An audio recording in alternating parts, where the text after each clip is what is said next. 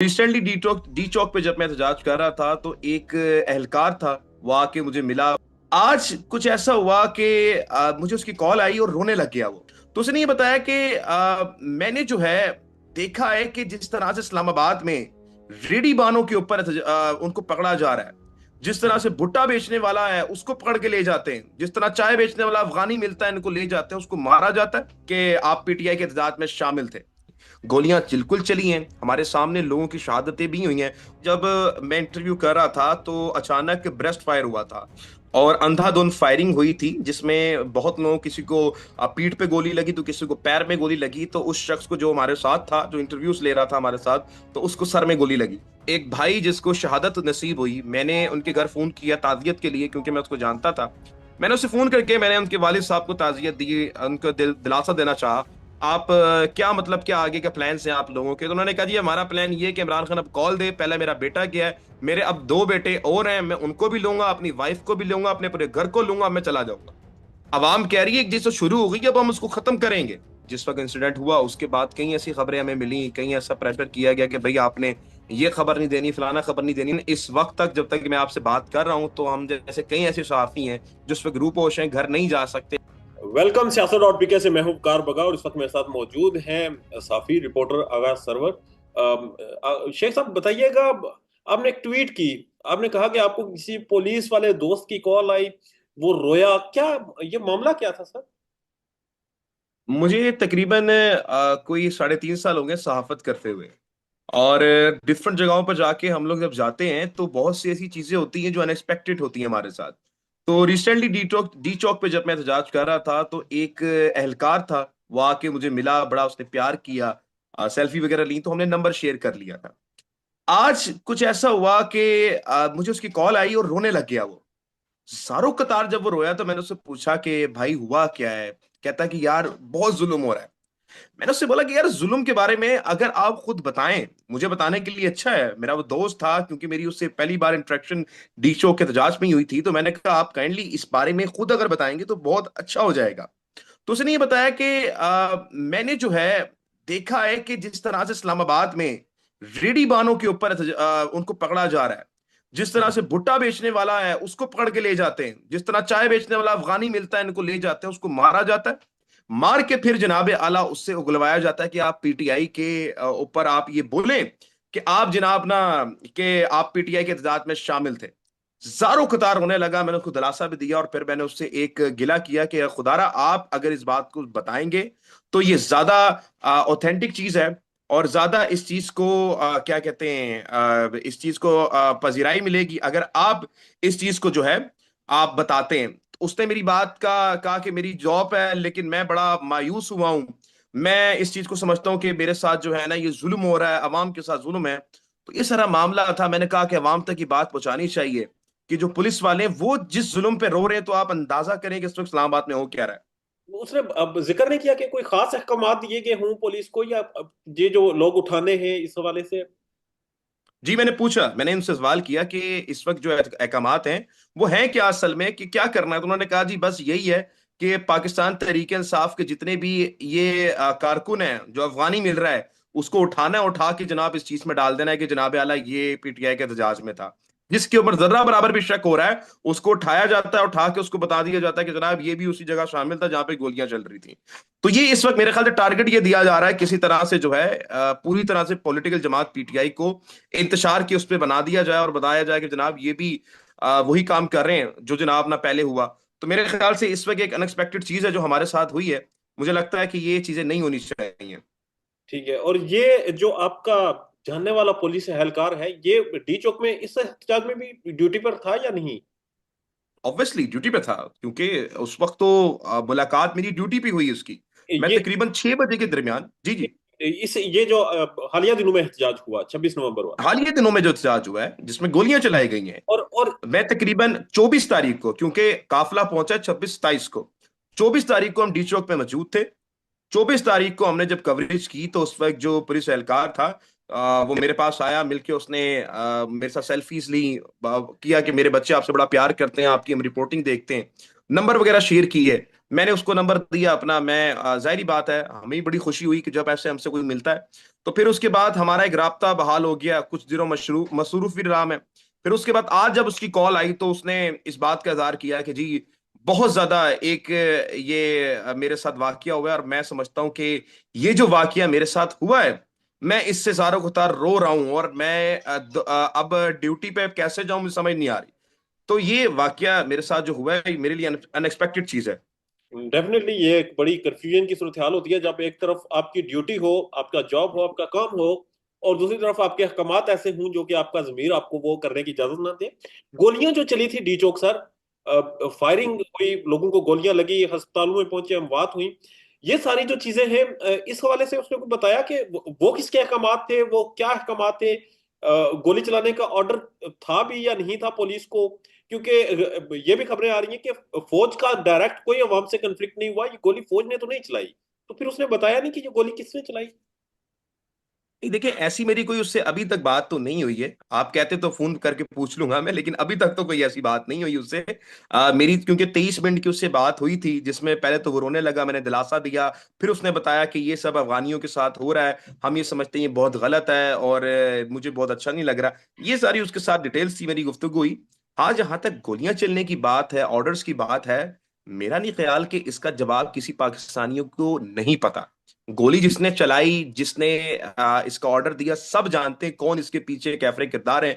जो बोल रहे थे कि जनाब हमें 2 मिनट लगेंगे, हम इनका सफाया कर देंगे, तो वही असल में वो लोग हैं जिन्होंने क्या कहते हैं गोलियां चलाई हैं। तमाम आवाम इसको जानती है। ठीक है, ये 23 मिनट की गुफ्तगू में उसने सिर्फ आपको यही कहा कि अफवानियों को उठाया जा रहा है, और भी ओवरऑल सिचुएशन उसने आपके सामने रखी? वो जब उससे फोन पे बात हुई मेरी, तो उसने पहले तो मुझे ये रुतारो खुतार होते हुए ये बताया कि मैं अपने बच्चों की कसम खा के कहता हूं कि हम गलत नहीं हैं, हम सिर्फ अपनी ड्यूटी से अंजाम दे रहे हैं, और हमें जो ऑर्डर मिलता है तो हम वो कर रहे हैं। फिर मैंने पूछा कि हुआ क्या है असल में, ये मैं आपको पूरा हवाल बता रहा हूँ। कहता है कि आगा भाई कि हम 3-4 दिनों से हमें टास्क मिला हुआ है कि छापे मारने आपने। तो उसको एक चीज पे बड़ा गुमान हुआ, मतलब कि रोना जिस चीज पे उसको ज्यादा कह लें कि रोया, वो ये था कि जब उसको लेकर जाया गया, एक 13 साल का बच्चा था अफगानी। वो जो भुट्टे होते हैं आपने देखा होगा, ज्यादातर भुट्टा बेचने वाले जी। वो जो सर्दियों का दिन है, तो उसमें जो है कहता कि हमने कल उसको पकड़ा है, कल पकड़ के लेकर आए, और फिर जनाब ना उसको मार मार के जनाब ना इन्होंने बच्चे का लूलहान कर दिया है। फिर जनाब ना ये मामला हुआ है। तो मैंने कहा यार ये जो मामला हुआ है इसका अगर आप बताएं, क्योंकि देखें अगर मैं बता रहा हूं, क्योंकि आने वाले वक्तों में मुझसे कोई एविडेंस मांगता है उस बंदे के बारे में, उसकी जॉब का खतरा है, मैं तो नहीं दूंगा। लेकिन अगर आप बताओगे इस चीज को, आप इस चीज को करते हो, तो ये अवाम पे एहसान हो जाएगा। अवाम इस चीज को ज्यादा अच्छी तरह से समझेगी कि आपने बताया इस चीज को। तो मैंने बड़ा कन्वे करने की इस 13 मिनट में कोशिश की, लेकिन उसने यही कहा कि जॉब्स नहीं है पाकिस्तान में, और मैं बस आप तक ये पैगाम पहुंचा सकता हूं कि आप इस चीज को बताएं कि ये जुल्म है, ये ज्यादती है, ऐसा नहीं होना चाहिए। वो भी हमारे भाई हैं, और मुझे जो है ये बहुत बुरा भी लग रहा है। तो ये हालात हैं पाकिस्तान में इस वक्त। तो मेरा ये ख्याल है कि ये नहीं होना चाहिए। मासूम लोग हैं, पुलिस हमारी है, फौज हमारी है, हम मोहब्बत करते हैं। मैंने पहले भी सुराब भाई से इंटरव्यू किया, उसमें बताया था कि पाकिस्तानी अवाम मोहब्बत करती है, मगर आप कोई दायरा तो दें कि हम भी मोहब्बत करें। ये दायरा, आप अगर एक मोहब्बत करने वाले को मोहब्बत देंगे तब वो मोहब्बत करेगा। एक तरफा मोहब्बत तो नहीं चल सकती ना जनाब। एक तरफा मोहब्बत तो कहीं पर भी नहीं हो सकती। ठीक है, जो 23 मिनट की गुफ्तगू हुई उसमें क्या मोराल क्या था? उसने कोई जिक्र किया कि फोर्स का मोराल होता है, सिर्फ ड्यूटी नहीं देनी होती, आपके जज्बात होते हैं, और उस जज्बात को मारने के लिए हमने नारे लगवाते हुए, परेड करवाते हुए देखा भी डी चौक में फोर्स को। तो मोराल ओवरऑल क्या था सर पुलिस का, क्या बता रहा? देखें, इसमें दो तरह की पुलिस वाले पाए जाते हैं। एक तो वो हैं जो बिल्कुल से अपनी ड्यूटी के सरनगू हो चुके हैं, और ये कहते हैं कि जनाब आला हमने जो पीटीआई या किसी की चीजें हैं उनको हमने कर देना ताकि हमें प्रमोशंस मिले, जो हमारी चीजें हैं वो आगे बढ़ती रहें। एक तो पुलिस ये है हमारी।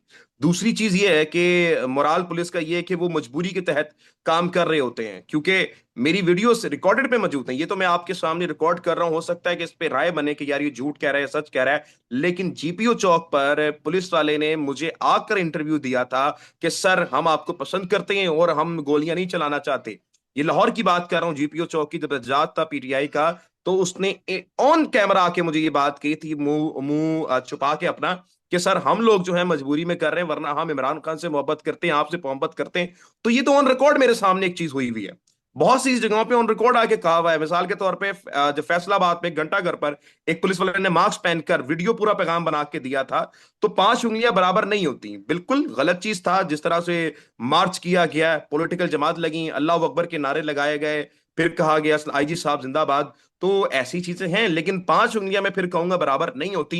कुछ ऐसे लोग हैं जो मजबूरी के तहत कर रहे हैं, लेकिन मेरा उनको ये पैगाम है, देखिए मेरा ओपिनियन इससे बिल्कुल डिफरेंट है। मैं ये समझता हूं कि यजीद का जो लश्कर था, यजीद ने डायरेक्ट इमाम हुसैन को कत्ल नहीं किया था। यजीद का जो लश्कर था, जब इमाम हुसैन ने उससे कहा कि आप बताएं कि आपको नहीं पता कि मैं नवासा रसूल हूं और मैं हक पर हूं, तो यजीद की फौज ने कहा कि जी हमें पता है, हमें यह भी पता है कि आप नवासा रसूल हैं और आप हक पर हैं, लेकिन क्या करें, मसला यह है कि हम यजीद की नौकरी करते हैं और तनख्वाहदार हैं। मसला सारा यहां पर उठ जाता है कि जब आप तनख्वाह के पीछे हक और सच का रास्ता छोड़ दें, हमें उठना पड़ेगा। एक कौम अगर बननी होगी तो हमें बात करनी पड़ेगी। हमें जो यजीद है उसको यजीद कहना पड़ेगा। असल चीज ये है जनाब। ठीक है। और जब ये गोलियां चली, शूट आउट हुआ डी चौक में, आप वहां पर मौजूद थे? जी, मैं ऑन रिकॉर्ड आपको ये बात कहता हूं कि जब मैं जिस जगह पर मौजूद था वहां पर गोलियां चली, और जिस शख्स का मैं इंटरव्यू कर रहा था मेरे सामने उसको गोली लगती है। और उस शख्स की मैं इंटरव्यू में बता भी चुका हूं कि जिस शख्स का मैं इंटरव्यू कर रहा था, गोलियां चलती हैं और मेरे सामने उसको सर पे गोली लगती है। पोली क्लिनिक लेके जाया जाता है, पोली क्लिनिक का स्टाफ कहता है कि उस शख्स को खुदारा आप पेम्स ले जाएं। पेम्स में लेके जाया जाता है, उसकी डेथ हो जाती है। तो मेरे सामने एक बंदी की डेथ हुई है, हम वहां पर मौजूद थे जहां पर गोलियां चली हैं ऑन द फील्ड। जब हम रिपोर्टिंग कर रहे होते हैं तो हमें यह ख्याल होता है कि यार यहां पर हमने जाना है और इस जगह पे हमारी डेडलाइन है, लेकिन हमने क्रॉस करके ये जाहिर हमने बताना था कि इस वक्त हो क्या रहा है, क्योंकि जो परचम हमने सीने पे लगाया हुआ है उसकी कुछ ना कुछ तो नाच रखनी है। तो हमारा हमने सारे सबूत भी दिए आवाम को। ये तो अब कोई ढकी छुपी बात नहीं रह गई है कि गोलियां नहीं चली, गोलियां बिल्कुल चली हैं, हमारे सामने लोगों की शहादतें भी हुई हैं। और ये इतनी बड़ी चीज हुई है जिसको शायद ही तारीख पाकिस्तान में कभी भी भूला जाएगा। आप चूंकि ग्राउंड में रिपोर्टिंग कर रहे थे, सुबह से हमारे टेलीविजन पर मुख्तलिफ प्रेस कॉन्फ्रेंस, मुख्तलिफ विजुअल दिखाए जाते हैं जहां पर बताया जा रहा है कि पीटीआई के जो लोग थे, तहरीक इंसाफ के, उनके पास असलहा था, वो असलहे के साथ लैस होकर आए और रियासत पर उन्होंने चढ़ाई की। आप मौजूद थे उन लोगों में। वो कौन लोग थे और गोलियां चलाने वाले कौन लोग थे? हुकूमत की तरफ से कहा जा रहा है कि जीरो जीरो फोर्स इस्तेमाल की गई, अपना गोलियां चलाई गई हैं, कोई हमने ताकत का इस्तेमाल नहीं किया। ग्राउंड की सिचुएशन क्या थी? आप कह रहे हैं आपके सामने बंदे को सर में गोली लगी है। देखिए, जहां तक बात है हुकूमत के बयानिए की, पहला पॉइंट मैं आपको बता दूं, ये वही हुकूमत है जिसने सानिया मॉडल टाउन में हमला औरतों पे गोलियां चलाई, बाप के सामने बच्चे को मारा। ये वही मॉडल टाउन वाले लोग हैं। तो मेरा नहीं ख्याल कि इनकी कोई भी बात की अवाम में कोई वक़्त होगी। दूसरी चीज, अवाम में गोलियां लगी हैं, मैं जिस अवाम को जानता हूं, मतलब 26 नंबर से लेकर डी चौक तक जो कवरेज की हमने, जो काफिला कवर किया, उसमें हमने ऐसी अवाम भी देखी कि रात में 2 दिन खाना नहीं था उनके पास, तो प्याज लेकर एक बंदा बैठा, उसने प्याज तोड़ी, फिर उसके बाद एक रोटी के 4 टुकड़े किए और फिर अपने चारों भाई को कहा खा लो। ये वो लोग थे, चने लेकर आए हुए लोग थे, ये मासूम बच्चे थे। रात को 12 बजे जब गोलियां चली, उससे पहले मैंने सारे विजुअल्स आपको दिखाए हैं कि बच्चे मौजूद थे, बच्चियां मौजूद थी, माजूर शख्स मौजूद था, औरतें अपने फैमिलीज के साथ आई थी। तो ये कहना कि ये मुसल्ला अफराद थे, ये इंतहा से ज्यादा झूठ है, इसमें कोई सदाकत नहीं है। मैंने किसी के पास कोई असला नहीं देखा। हाँ, जो सिक्योरिटी अफसर आए हुए थे एमएनएस एमपीएस के साथ, जरूर उनके पास लाइसेंस असला था, लेकिन वो लोग थे जो उनके साथ सिक्योरिटी के लिए आए हुए थे। बहरहाल अवाम जो थी, अवाम के पास मैंने सिर्फ 2 ही चीजें देखी, एक गुलेल देखी जो शायद खतरे की घंटी हो सकती है, और दूसरा डंडा देखा जो कहीं से वो लेकर आए होंगे, बस। उसके अलावा उनके पास कोई ऐसे रॉकेट लॉन्चर्स नहीं था जिसपे आपने बिल्डिंगों में स्नाइपर से शूट आउट किया उन लोगों को। तो मेरे ख्याल से ये ये बहुत बड़ी ज्यादती थी। वाकया स्नाइपर्स बैठे हुए थे, आपने खुद देखे स्नाइपर्स? क्योंकि कहा जा रहा है कि वो तो कैमरा पकड़ा हुआ था, लोग वीडियोस बना रहे थे, उन्हें स्नाइपर्स कहकर टरकाया जा रहा है। वाकया स्नाइपर्स थे? आप नहीं शायद हैं इस चीज के? मैं नहीं शायद हूँ इस चीज का, और हमने वीडियोस बनाई हुई है इस चीज की कि स्नाइपर पकड़ा पीटीआई वालों ने, और पीटीआई वालों ने पकड़ के उसको प्रोटेक्ट किया। उन्होंने कहा इसको मारना नहीं है, इसको हमने पुलिस वाले के हवाले करना है, हमने सिर्फ बचाना था अपने लोगों को, हम बचाएंगे। तो ये तमाम चीजें हुई डी चौक में, लोगों ने इस बात की तस्दीक भी की, और बाद में विजुअल्स आए तो स्नाइपर पकड़ के लेके जा रहे थे डी चौक पे। जब हम मनाजिर देख रहे थे तो हमारे जो हमने आंखों देखा हाल था, उस वक्त तो लोग पकड़े उन लोगों को जो बिल्डिंग पे खड़े हुए थे। अब ये बात हकीकत है कि हम ये नहीं देख पाए कि ऊपर से शूट हुआ या नहीं हुआ, लेकिन लोगों ने उन लोगों को गिरफ्तार बिल्कुल किया, पकड़ा, तहवील में लिया और फिर प्रोटेक्ट किया पीटीआई वालों ने। इस बात में कोई दुराई नहीं है। और जिस शख्स को आपके सामने सर में गोली लगी, वो गोली सामने से जो फायर हो रहा था उसकी थी या कोई खामोश गोली आई थी?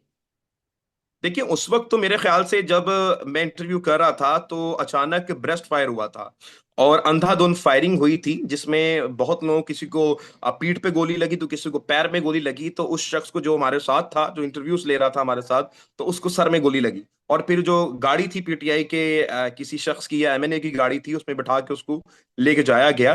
तो मेरे ख्याल से वो स्ट्रेट फायरिंग थी, एक ब्रेस्ट मारा गया था, जिसके बाद वो सारी आवाम बिखरी थी, क्योंकि आवाम डीचो के बहुत करीब पहुंच चुकी थी, हाथे में पहुंच चुकी थी। अगर आवाम थोड़ी देर वहां पे रहती तो मेरे ख्याल से वो जो कंटेनर थे, जैसे 26 नंबर पे गिराए, यहां पर भी गिरा सकती थी आवाम। ठीक है। और ये इरादा रखते थे कंटेनर्स गिराने का? क्योंकि हमने तो विजुअल्स जो सुने हैं उसमें पीटीआई की आदत यही कह रही थी कि डीचो क्रॉस नहीं करना, वहां पर हमने बैठना है। क्या उस वक्त माहौल क्या था वहां का? देखिए, उस वक्त कोई लीड करने वाला नहीं था। ये आपने बहुत अच्छा सवाल पूछा है, और इस चीज को अवाम में हाईलाइट भी करना चाहिए। अवाम उस वक्त खुद साख्ता तौर पर लड़ रही थी। लीडरशिप का 0% किरदार है। लीडरशिप, क्योंकि मैं एनी शायद हूं, वहां पर बैठे हुए रिपोर्टर्स एनी शायद हैं, मैं सबको चैलेंज करके कहता हूं, अगर कोई मुझे एक विजुअल दिखा दे, वहां पे अवाम को कोई गाइड करने वाला असल में नहीं था। अवाम वहां पर खुद साख्ता तौर पर लड़ रही थी, आगे बढ़ रही थी, अपना काम कर रही थी, लेकिन अवाम को यह बताने वाला कोई नहीं था कि हमने क्या करना है, आगे लाए अमल क्या है। क्योंकि यह भी मैं आपको बता दूं कि जिस वक्त अली अमीन गंडापुर की गाड़ियों पे पत्थर बरसाना शुरू किए अवाम ने, उस वक्त भी हमारे रिपोर्टर्स वहां पर मौजूद थे, जिन्होंने इस चीज को रिपोर्ट किया, क्योंकि अली अमीन गंडापुर की गाड़ी पीछे थी। और यह बात रिपोर्ट हुई कि अली अमीन गंडापुर को लोग कह रहे थे कि भाई आप वापस फील्ड में आए, आप भाग रहे हैं वहां से। अलीमा, जो माजरत के साथ बुशरा बीवी थी, वो ये कह रही थी कि हम आगे जाएंगे क्योंकि हमारे बच्चों का कत्ल हो चुका है। लेकिन उनकी रिक्वेस्ट करते हुए अलीमीन गंडापुर साहब ने उनको गाड़ी में बिठाया और कहा कि आप प्लीज यहां से चले जाएं, वरना मामलात खराब हो सकते हैं।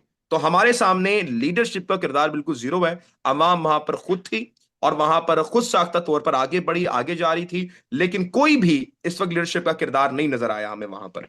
और जो गोलियां चलाने वाले थे वो कोई स्पेशल फोर्स थी, आम इस्लामाबाद पुलिस या रेंजर्स थे? आपने उन लोगों को देखा? आप देखने में कामयाब हुए तो वो कौन लोग थे? अच्छा, ये जो चीज है ना, मैं क्योंकि मूव इतना ज्यादा था कि हम देख नहीं पाए। क्योंकि बहुत सी चीजें ऐसी थी, वहां पे स्नाइपर्स थे, वो कोई वर्दी में नहीं थे, वो सिविलियंस थे। तो जो लड़का पकड़ा गया था, उसके हम विजुअल्स नहीं बना पाए, क्योंकि मुंह बड़ा कट्ठा था और अवाम हटा रही थी, किसी रिपोर्टर को भी आगे नहीं आने दे रही थी, ताकि उन कह रहे थे कि यार इसका मसला है, इसको मार देंगे लोग, तो हम इसको सिक्योर करना है। लेकिन जब हमने पूछा तो उन्होंने कहा जी इसने पीटीआई का झंडा बांधा हुआ था सर के ऊपर, तो ये तब वहां पर चढ़ा हुआ था। तो माजरत के साथ मैं उनकी शक्लें नहीं दिखा पाया, लेकिन हमें नहीं पता कि वो किस जगह के थे, कहाँ के थे, ये कोई चीज सामने नहीं आई। लेकिन हाँ, ये बात जरूर है कि गोलियां चली, और ऊपर से भी चली, बिल्डिंग से भी चली, स्नाइपर शॉट हुए। इस बात की दलीलें हजारों वीडियोज हैं जो हमें दिखाई दे रही हैं। ठीक है। आप चूंकि प्रोटेस्ट में मौजूद थे, आम लोगों से भी कम्युनिकेट करते थे, आम कारकुनों से भी, आप काफिले के साथ चले। हुकूमत कह रही है ये अफगानी शहरी थे। अब जिस तरह आपने भी बताया कि रेडियो वालों को भी उठाया जा रहा है और उन्हें अफगानी बनाया जा रहा है, क्या वो वाकई अफगानी शहरी थे या केपी के पख्तून थे, पंजाब के लोग थे? कौन थे वो? देखिए, जो वहां पर लोग थे वो पख्तूनख्वा से, पंजाब से, कराची से, सिंध से, सब जगहों पर मिक्स अवाम आई हुई थी। पख्तून वहां पर ज्यादा थे, मगर उसमें किसी को भी ये कहना कि आप अफगानी हैं, ये मेरे ख्याल से ये बात ठीक नहीं है। हाँ, एक तासुर अफगानिस्तान में पाया जाता है पीटीआई का, कि पीटीआई को पसंद किया जाता है, इमरान खान को पसंद किया जाता है। और पाकिस्तान में भी आपको पता है कि वार ऑफ टेरर के बाद कई अफगानी ने यहाँ पर हिजरत की थी, और हिजरत करके यहाँ पर बस गए थे। कोई एक बहुत बड़ी एवरेज है यहाँ पर। तो मेरा मानना यह है कि इसमें इक्का दुक्का हो सकते हैं, लेकिन उनको लेकर आया गया पैसे देकर, मेरा नहीं ख्याल है कि ऐसा हुआ होगा। क्योंकि अवाम खुद साख्ता वहां पर पहुंची। मैंने जैसा आपको पहले अर्ज किया, बच्चे वहां पर मौजूद थे, बूढ़े मजदूर थे, बुजुर्ग मौजूद थे, और जो क्या कहते हैं माजूर वहां पर मौजूद थे। आप ये देखें कि जिनकी शहादतें हुई हैं, जिस बच्चे 17 साल के बच्चे को गोली लगी है, क्या वो अफगानी था? जिस आदमी को पंजाब के इलाके से कंटेनर से फेंका गया, क्या वो अफगानी था? जिस आदमी को गोलियां लगी अपारा की साइड में, जो पंजाब से आया था, क्या वो अफगानी था? तो ये बातें करना कि अफगानी लोग लेकर आए गए थे, हो सकता है, देखिए मैं ये नहीं बात कहता अफगानी वहां पर नहीं होंगे, बहुत हो सकते हैं कि बहुत हो का दुक्का 100 अफगानी वहां पर आ गए हों, जो काफिले के साथ आना चाह रहे हो, क्योंकि एक हमें मिलता है कि वार ऑफ टेरर के बाद अफगानी आके रहाइश पजीर हुए थे। लेकिन ये कहना कि उनको लेकर आया गया है, मुझे इसमें कोई सदाकत नहीं लगती। ठीक है, मुझे ये बताइएगा, ये जो एग्जैक्ट टाइम था जब गोलियां चली, अ, दिन को हमने जो विजुअल्स देखे वहां पर फोर्सेस के जवानों को लोग गले मिल रहे थे और एक बड़ा पुरसकून माहौल था। शाम को गोलियां चली हैं, उससे गोलियां चलने के पहले और बाद अवाम में जज्बात में कितना बदलाव आया? पहले तो बड़ा पॉजिटिव एक इमेज नजर आ रहा था। देखिए, पॉजिटिव इमेज तो हमें हर वक्त नजर आता है, और अवाम में एक ये तासुर पाया जाता है कि अवाम फौज के साथ है, फौज हमारी है, और इसमें कोई दोहराई नहीं है। लेकिन जब हमने कवरेज करना स्टार्ट की, तो तकरीबन हम जब निकले तकरीबन 3 साढ़े 3 बजे के करीब ब्लू एरिया में ये लोग पहुंच गए थे। मतलब कि बुशरा बीबी का जो काफिला था वो पहुंचना शुरू हो गया था। तो उस वक्त ऐसी कोई कंडीशन नहीं थी, सुबह भी कोई ऐसी कंडीशन नहीं हुई। ये कंडीशन शुरू हुई 5 बजे के बाद। 5 बजे के बाद जो अपारा वाली साइड थी, क्योंकि 3 जगहों से काफिले आ रहे थे, एक बुशरा बीबी का काफिला था जो सेंटोनो से आ रहा था, एक जो काफिला था वो अपारा वाली साइड से आ रहा था, और एक जो काफिला था वो पार्लियामेंट की साइड से आ रहा था। हमारी सोर्सेज के मुताबिक और हमारे इतलात के मुताबिक पार्लियामेंट से जो काफिला आ रहा था, सबसे पहले उस पे फायरिंग की गई। उसको रोकने के लिए पहले हवाई फायरिंग की गई, आवाम नहीं रुकी, तो फिर उसके बाद उनके ऊपर स्ट्रीट फायरिंग की गई। तो उसमें वहां पर 3 से 4 लोगों की शहादतों की हमें खबर मौसूल होना शुरू हुई। फिर अपारा की साइड में वही फायरिंग की गई। फिर उसके बाद जो है तकरीबन 8 से 9 बजे के दरमियान ये जो फायरिंग का अमल था, ये डी चौक से जो सेंटोरस मॉल की तरफ काफिला आ रहा था, ये इन्होंने यहां से शुरू कर दी थी फायरिंग। फिर इन्होंने अपनी एक स्ट्रैटेजी बनाई, क्योंकि जो इस्लामाबाद पुलिस थी उन्होंने ये स्ट्रैटेजी बनाई कि हमने घूम के इनको घेराव में लेना है और गिरफ्तारियां करनी है। तो फिर ये लोग जो लोग थे डी चौक की तरफ से सेंटोरस मॉल की तरफ घूम के गए, तो कोई तकरीबन 1,000 पुलिस वाले थे, 1,000 2,000 पुलिस वाले, एक बहुत बहुत सा मूव था उनका, मूव था। तो उन्होंने जो है जनाब आला वहां से सेंटोरस की साइड से उन्होंने घेरा तंग करना शुरू किया, जिसके बाद उन्होंने फायरिंग भी की, पीछे से भी फायरिंग हो रही थी, आगे से भी हो रही थी। तो अवाम उस वक्त बिखर गई थी। और ये जो टाइम है 12-1 बजे का, तो इसमें यह हुआ था कि उस वक्त अली बिन गंडापुर की जो गाड़ी थी पीछे की तरफ जाना शुरू हो गई थी, और उस वक्त जो थी इन्होंने इनकी गाड़ी पे पत्थर मारे जा रहे थे, और ये निकले तो निकल के फिर उन्होंने बड़ी स्पीड के साथ आगे लेकर गई ये गाड़ी। तो ये मामलात हुए, और मामलात के बाद फिर इन्होंने ये फैसला किया है कि हम यहाँ से निकल जाएंगे। और फिर हमने देखा कि विद इन ओवर जो है वो डीचो खाली हो गया है, क्योंकि अवाम पे गोलियां ऐसी चलाई जा रही थी कि दोनों तरफ से अवाम को फिर ये फैसला करना था कि या जान सेव की जाए या फिर अपने आप को मार दिया जाए। तो फिर बहुत सी ऐसी गिरफ्तारियां भी हुई, लोगों को पहले मारा जा रहा था, बाद में भी मारा गया। और हमने ये देखा कि जो वहां पर एक निजाम का मतलब कि निजाम ने काम किया है, तो एक बिल्कुल से हम लोग भी अपने हाथ पांव छोड़ चुके थे कि यार ये हो क्या रहा है। तो ये मामलात हुए, ये सारी डिटेल्स है। तो हमें समझते हैं कि यार ये जो चीज हुई थी, ये मेरे ख्याल से तारीख में ना पहले कभी हुई है, ना मेरे ख्याल से अब बाद में ऐसा कभी कुछ होगा। ठीक है, ये जो लाशें गिरने वाला मंजर आपने देखा, तकलीफ दे मंजर था, डिस्टर्बिंग था। लोगों के लापता होने की लिस्टें जारी की गई हैं, 12 बंदों की हिलाकत की कंफर्मेशन की गई है।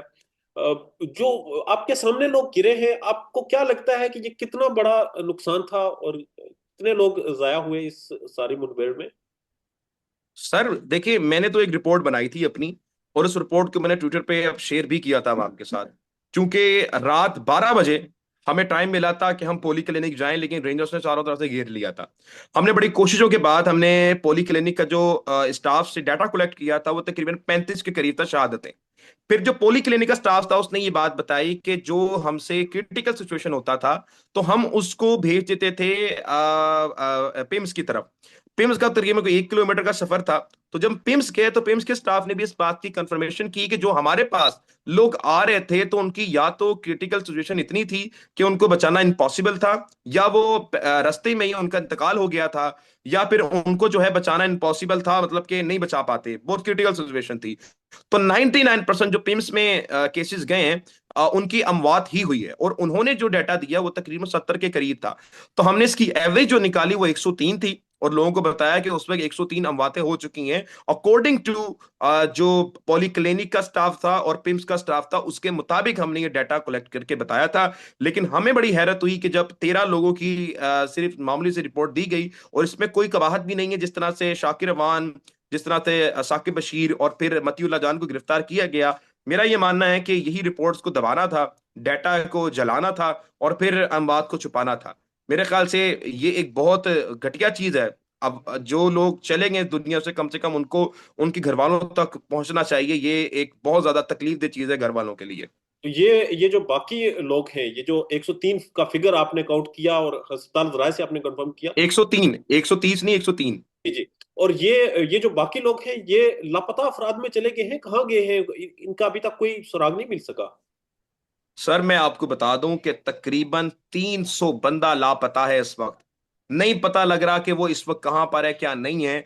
लग ऐसा रहा है कि हुकूमत ये चाहती है कि इनको लापता में शामिल करवा दिया जाए, और फिर उसके बाद एक फैक्ट एंड फिगर दिखाया जाए कि भाई ये कोई जेल में था, कोई इधर था, तो जब 3-4 महीने गुजर जाए तो फिर इस मामले को लाया जाए। लेकिन ये चीज इंतहाई गैर मुनासिब है, और इस चीज को करते हुए फिर ये आगे चली जाएगी डेट, और अवाम इसको भूल जाएगी, इनको ये लगता है। तो अवाम की डाइवर्शन हटाने के लिए भी बहुत से प्रोपेगेंडे तो किए भी जाएंगे और कर भी रहेंगे लोग। तो मुझे लगता है कि नहीं होना चाहिए, ये गलत चीज है। रिएक्शन क्या आ सकता है इसका, ये जो हरकत हुकूमत की तरफ से की जा रही है मुबैना तौर पर?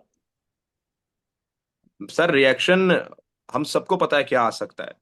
अवाम देखें, जब भुट्टो शहीद हुआ तो भुट्टो एक सिंधियों में था। ये जो शख्स है जो अडयाला में बैठा है ये पठानों में है। और हम ये सुनते आए कि ये जो शख्स है ना, इसके जो लोग हैं पठान जो हैं, वो दुश्मनी कब्र तक निभाते हैं। तो रिएक्शन बहुत बुरा आ सकता है। अवाम को एतमाद में लेना चाहिए। अवाम को एतमाद में लेकर, वही मेरी बात बार बार मैं रिपीट करता हूं, कि अवाम के अंदर आपको कम से कम इतना दायरा रखना चाहिए कि वो मोहब्बत करें। यार आपने तो कोई एक दायरा 27-28 के बाद बिल्कुल से बंद कर दिए दरवाजे मोहब्बत के। तो मेरे ख्याल से इस वक्त इसको खोलना मुश्किल है। लेकिन शुरुआत इस वक्त जो हुकूमत कर रही है, हुकूमत को चाहिए थोड़े होश के नाखून लें। ये बिल्कुल एक गलत चीज है और नहीं होना चाहिए ऐसा। जो लोग ग्राउंड रिपोर्टिंग कर रहे थे, उनको मुश्किलात का सामना करना पड़ा। आप भी ग्राउंड में थे। एक तरफ फेक न्यूज को काउंटर करने के लिए, शिकंजा कसने के लिए भी जो है सफेद दुरुस्त कर ली गई है। दूसरी जनब आप पर कोई प्रेशर किसी किस्म का आया चीजों को रोकने के लिए, या इवेंट के बाद ये जो सानहा हुआ इसके बाद हकाइक को छुपाने के लिए या चुप रहने के लिए? देखिए इस वक्त तो हम लोग निजाम से पूरा कटे हुए हैं, मतलब कि घर नहीं जा रहे, घर नहीं जा पाते। और क्योंकि जिस वक्त इंसिडेंट हुआ उसके बाद कई ऐसी खबरें हमें मिली, कहीं ऐसा प्रेशर किया गया कि भाई आपने ये खबर नहीं देनी, फलाना खबर नहीं देनी, तो हमने फिर अपने आप को बड़ा कंट्रोल करके पीछे किया। लेकिन प्रेशर तो आता है। देखें, ये बात ढकी छुपी नहीं है कि जब आप हक के रास्ते में हो तो प्रेशर बिल्कुल आता है, और हमने इस चीज को फेस भी किया है। लेकिन इस वक्त तक, जब तक मैं आपसे बात कर रहा हूं, तो हम जैसे कई ऐसे सहाफी हैं जो इस वक्त ग्रुप होश हैं, घर नहीं जा सकते, क्योंकि हम लोगों ने सहाफत जो की है वो आमी सहाफत की है, जिसकी वजह से हम लोग जो है वो एकदम कटे हुए हैं आवाम की तरफ से, अपने घर वालों से, अपनी फैमिली से बिल्कुल कट के हम लोग रह रहे हैं। ठीक है। और खौफ कितना है लोगों में इस सब के बाद, ये जो सानहा हुआ इसके बाद? सर 0% खौफ है। खौफ नहीं है अवाम में, क्योंकि जितना मैं जानता हूं, अवाम में निकल रहा हूं, अवाम में बात कर रहा हूं, तो अवाम इस वक्त कह रही है कि यार हमें कोई एक लायामल दिया जाए, हम दोबारा निकले। मतलब इस इंसिडेंट के बाद होना ये चाहिए था अवाम क्या, यार बस ठीक है अब हम मुल्क से बाहर जाते हैं, कुछ नहीं रखा हुआ। वो कह रही है कि इमरान खान दोबारा क्या, तो हम निकले। देखें इस वक्त एक रेड लाइन थी ना, मतलब कि आप भी भाई जानते हैं कि जो गोली होती है वो नहीं चलती। ये एक रेड लाइन होती है कि यार जो मर्जी हो जाए गोली नहीं चलेगी। अब गोली चल चुकी है। तो ये हजूर वाला एक ऐसा इन्होंने अमल किया है कि ये जो रेड लाइन क्रॉस कर दी है ना, अब अगर कोई लायामल आता है, कोई अवाम निकलती है, तो एक बहुत बड़ा इम्पैक्ट आएगा मेरे ख्याल से। ये एक नाकाबिल यकीन चीज होगी जिसको अवाम लेके जाएगी। और अवाम में जो रेड लाइन क्रॉस कर दी गई है, तो मेरे ख्याल से अब जो अवामी प्रेशर आएगा वो पहले वाले से कहीं ज्यादा आएगा। वो कहीं ज्यादा कैसे होगा? क्या उसमें मज़ाहमत ज्यादा होगी या क्या? जाहिर बात है सर, मुजामत भी ज्यादा होगी, अवामी प्रेशर भी ज्यादा होगा, क्योंकि मैं आपको एक छोटा सा इंसिडेंट बता दूं कि एक भाई जिसको शहादत नसीब हुई, मैंने उनके घर फोन किया ताजियत के लिए, क्योंकि मैं उसको जानता था। मैंने उसे फोन करके मैंने उनके वालिद साहब को ताजियत दी, उनको दिलासा देना चाहा। तो फिर मैंने उससे पूछा कि आप क्या लगता है, अब आप कैसे इस चीज को मैनेज करेंगे, आप क्या मतलब क्या आगे के प्लान हैं आप लोगों के। तो उन्होंने कहा जी हमारा प्लान ये है कि इमरान खान अब कॉल दे, पहले मेरा बेटा गया है, मेरे अब दो बेटे और हैं, मैं उनको भी लूंगा, अपनी वाइफ को भी लूंगा, अपने पूरे घर को लूंगा, मैं चला जाऊंगा। तो सर अवाम जो है ना, बात यह है कि अवाम नहीं भूल रही इस चीज को। अवाम कह रही है कि जैसे शुरू हो गई अब हम उसको खत्म करेंगे। मसला सारा ये है ना, मसला अवाम नहीं भूल रही इस चीज को। और ये कॉल जो हुई थी, ये जो प्रोटेस्ट के लिए लोग निकले थे, नुकसान तो बज़ाहिर पाकिस्तान तहरीक इंसाफ का हुआ, जीत और हार किसकी हुई? सर जीत हो गई है इस वक्त। मुझे नहीं लगता जीत किसी की भी हुई है। हुकूमत की जीत तब होती जब वो एक नैरेटिव तोड़ पाती। पाकिस्तान तहरीक इंसाफ की जीत तब होती जब वो इमरान खान को बाहर निकाल पाती या डीचक में बैठ पाती।